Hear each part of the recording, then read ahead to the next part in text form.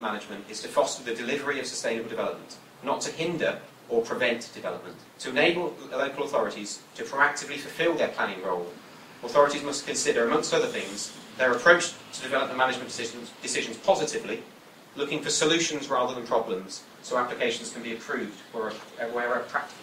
I suggest that it's by following this approach that some of the frustrations with the current system may be addressed, rather than a scaling back of controls. And just to pick up some points throughout Alfred's speech, one of the points on statutory nuisance, or nuisance in general, private tort of nuisance or statutory nuisance. One of the difficulties with the nuisance regime is that the bar for what constitutes nuisance is much lower than what constitutes harm to amenity. So impact on living conditions is a much lower test than it is in terms of an impact in terms of statutory nuisance or potentially a nuisance in terms of tort. The reason being is that the development control system deals with proposed development that doesn't currently exist in an area, whereas statutory nuisance in particular deals with all development.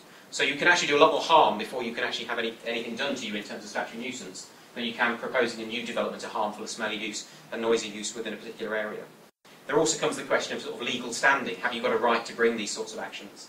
The question, the suggestion of going back and rolling back the system to a more legalistic approach, I think would promote more lawyers, less planners, but also potentially less architects.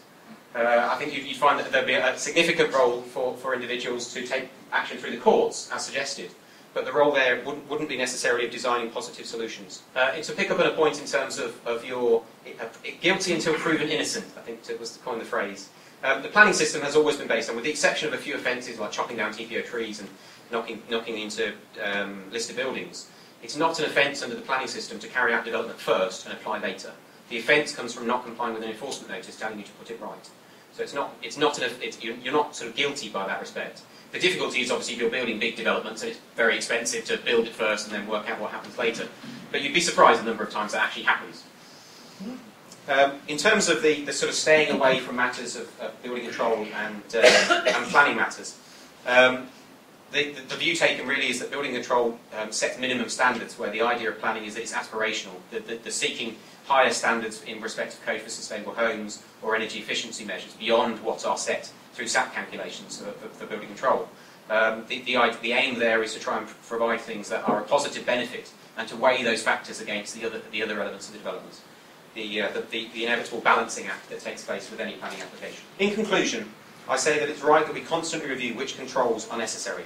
However, the removal of these controls without sound evidence that would provide better outcomes, which are truly in the public interest, would be a recipe for disaster. Whether taking a historic perspective or looking at the current pinch points of the system, I suggest that rather than scaling back the controls, there's a change in attitude and approach that is required, with more positive and facilitative ideals of development management than are currently experienced by many. I'm sure you've all got some burning questions. I think firstly it would be quite interesting to know, to maybe rule out some assumptions that we're all room for architects. So it'd be good to know if there are any other planners here in the room. Any? Right. So there's one engineer over here. One engineer. Just about. Any other non-architects? One person who sits on a planning committee. Right. Housing association. Local resident. Retired builder. Retired builder. That's really good to know. It's just to get your arms exercising for asking questions. So, would anyone like to kick off with some comments? I'll kick off. Go for it, Trevor. I'm standing here, I'm definitely not camp. I'm not being for or against. And I'd just like to remove, if I could, just of some provocation, the support for those for the planning system, in that I believe us as architects, and those who may not be architects, will sympathise, we have a difficult enough job to design, and it involves a whole layering of constraints. Personally, and as I said to a client at lunchtime today, designing in an open field and a green field is the hardest thing. In fact, to have constraints is probably one of the most rewarding and better outcomes to design. Now, thank you for the introduction. Both speakers very good, balancing for and against. However, I do find that supporting development control by saying it introduces a layer of constraint, which would not otherwise be there. As we all found out, the more you revisit a design, it is a refresher and it improves the design.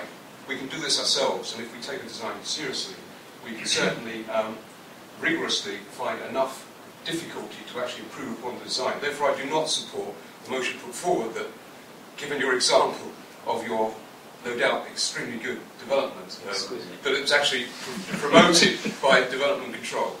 So that's my introduction. Any further comments? I'd like a quick clarification, really. When you say a better outcome, do you mean in terms of what? What does better actually mean? Yeah, obviously it's going to come down to the context of what's actually being carried out at the time. On a small scale, the outcome might be very much focused. The smaller scale of development is talking extensions. The outcome for most people interested there are the neighbours and the people proposing to actually create internal space. On a bigger scale, you have a lot of different competing objectives that will potentially, the idea there being that you're trying to create something that has a positive, or stands the test of time effectively, both from a design perspective, both from an appearance perspective, and also from in terms of its ability to be used effectively.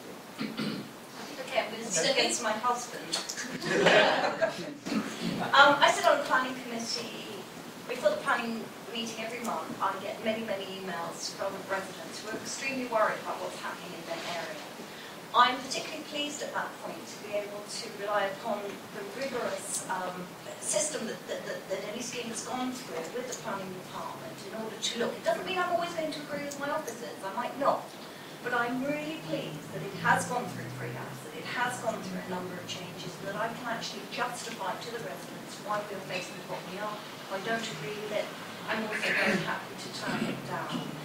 I also think that the amount of time and effort local authorities these days put into their plans and the amount of scrutiny those plans go forward for outside of the local authority before they're accepted do show that we're really thinking about it. And I would cite 9 elements. I mean, what would you want us to do? It's a great big empty space.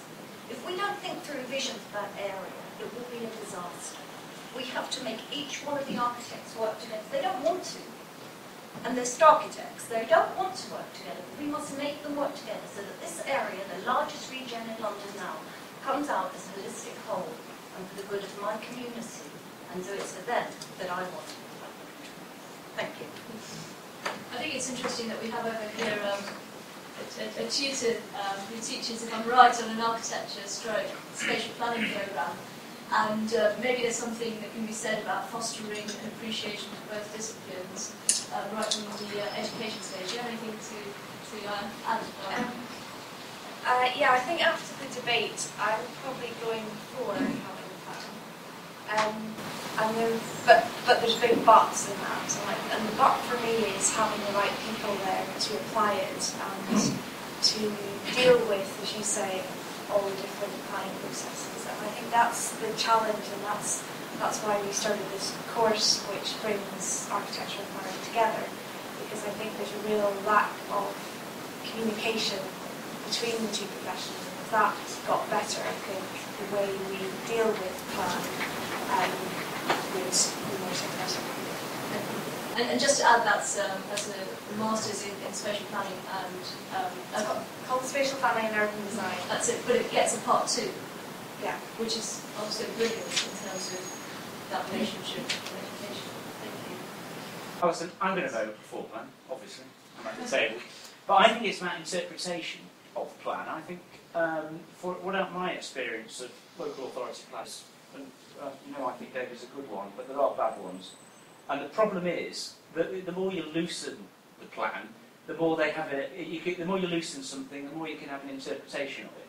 And the interpretation with the not so good local authorities and case officers is for a negative interpretation. And that's why I think plan and rule bases that need to be adhered to are. And I don't know whether that necessarily improved our legibility. It wasn't that David was having a positive or a negative interpretation of policy.